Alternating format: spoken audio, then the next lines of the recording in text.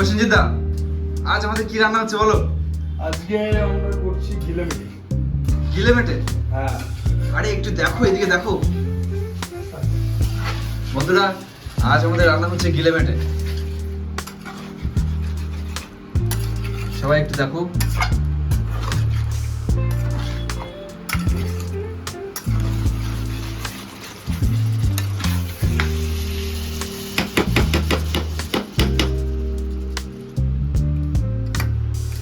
কালারটা কিন্তু দারুণ এসেছে বন্ধুরা।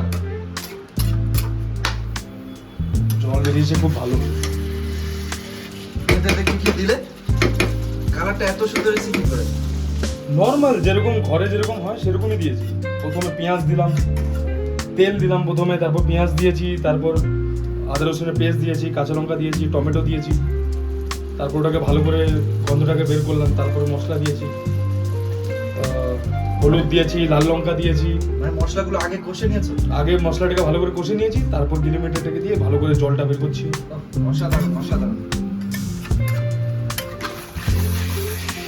কালারটা তো দারুণ এসেছে। মশলার কামাল এগুলো। আমার এখন দেখেই মনে হচ্ছে খেয়ে নি, কিন্তু না, এখনো শেষ অবধি হয়নি।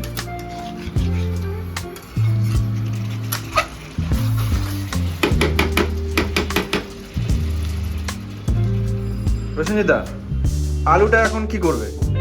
আলুটা দেবো এর মধ্যে, কারণ শুধু তো আর ইয়েতে খাওয়া যায় না, তাই আলুটা এর মধ্যে দিয়ে ভালো করে কষিয়ে নেবো। এখন আলুটা কাটাকাটি চলছে। বাহ, আলুগুলো তো দারুণ ছিল। অসাধারণ। 4টে আলু দিচ্ছ তাই তো? 4টে আলু দিচ্ছি, কারণ দুজন মানুষ, দুজনের জন্য 4টে। কিন্তু মাংসটা তো এখন মানে এতে দিয়ে দিয়েছো, কড়াইতে দিয়ে দিয়েছো, এবার আলুগুলো কষবে কি করে? এর মধ্যে দিয়ে দেবো, এর মধ্যে দিয়ে ওই যে জলটা বেরোচ্ছে ওর মধ্যে ভাপে ভাপে পুরোটা হয়ে যাবে, সিদ্ধ হয়ে যাবে একদম। 8 ঘন্টা মতো রাখতে হবে, সব এর এমনিই হয়ে যাবে। আর ছোট ছোট করে দিচ্ছি, তাড়াতাড়ি সিদ্ধ হয়ে যাবে।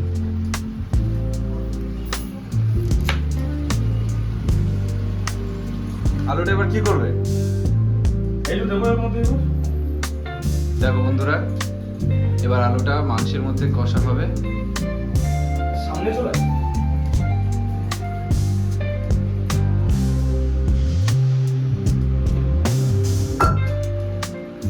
এবার কি আলুটা কষবে?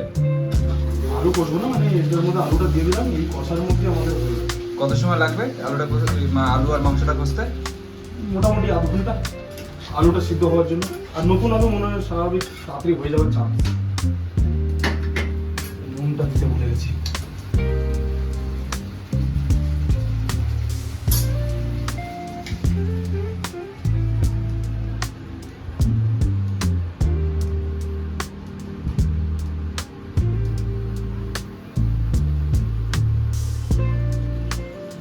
কি দিল ওটা? নুন?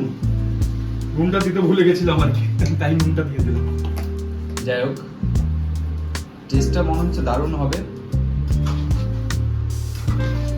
তো না খাওয়ার পর, এখনো খাইনি তো বলতে পারবো না, খেলে তবেই বলতে পারবো। দেখে তো মনে হচ্ছে দারুণ অসাধারণ হচ্ছে, স্মেল ছাড়ছে, উফ অসাধারণ, দারুণ স্মেল ছাড়ছে। এটাই আমাদের ব্যাচেলার লাইফ, নিজেরাই রান্না করছি, নিজেরাই খাচ্ছি। বন্ধুরা তোমরা দেখো, আমরা আমাদের সারাদিনের যা কর্মকাণ্ড সেটাই আর কি দেখাচ্ছি।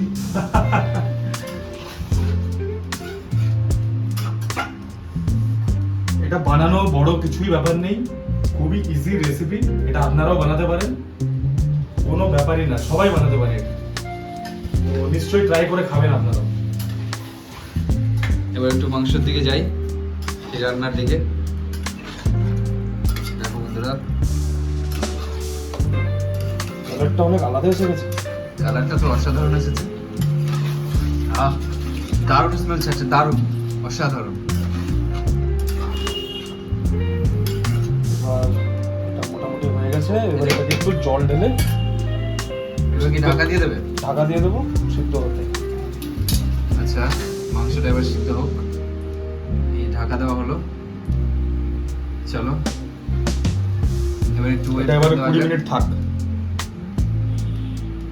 বন্ধুরা আমরা সেই আবার 20 মিনিট পর চলে এলাম, এবার তুলে দেখি কেমন হয়েছে।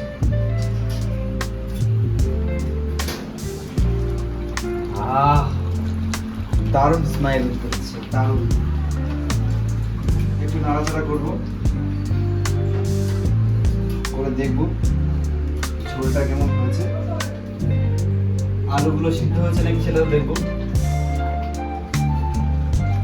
আলুগুলো একদম গলে গেছে।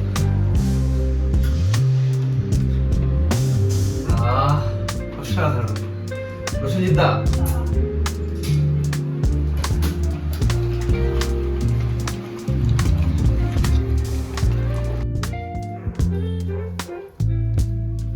এসে গেছে আমাদের, আর সহ্য হচ্ছে না? আর সহ্য হচ্ছে না। তাড়াতাড়ি বাড়ো বাড়ো বাড়ো, আর সহ্য করতে পারছি না, যা স্মেল ছাড়ছে। বন্ধুরা আর ওয়েট করবো না, একেবারে সোজা চলে যাব আমাদের খাবারের উপরে। চলো।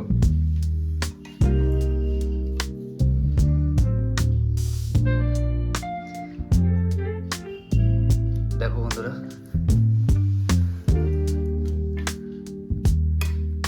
অসাধারণ স্মেল ছাড়ছে। গিলেমেটের সাথে কিন্তু আমরা রুটি খাবো আজ, রুটি আর গিলেমেট। তো তরকারিটা যখন ভালো হচ্ছে নিশ্চয়ই রুটির সাথে আরো বেস্ট লাগবে। কি বলো প্রসেনজিৎ, রুটির সাথে কেমন লাগবে বলো? রুটির সাথে এই কারণে এই রেসিপিটা আজকে বানিয়েছি যে রুটির সাথে খাবার এটা তো আপনারা ভাতের সাথেও খেতে পারেন, কোনো অসুবিধা নেই। আচ্ছা, কিন্তু রুটির সাথে খেলে কি, যেহেতু কষা বানিয়েছি তো কষার ব্যাপারটা রুটির সাথে বেশি মজা। একদম ঠিক বলেছো। তো চলো তাড়াতাড়ি তাড়াতাড়ি রেডি করো, আর সহ্য করা যাচ্ছে না।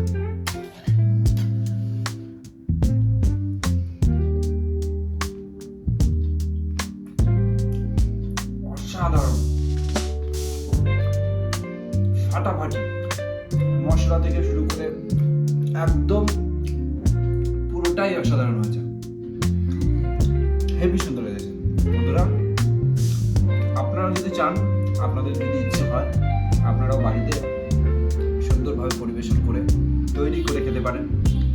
আর হ্যাঁ, একটা কথা, আপনাদের যদি ভিডিওটা ভালো লেগে থাকে, লাইক, শেয়ার অ্যান্ড সাবস্ক্রাইব করবেন, অবশ্যই করবেন।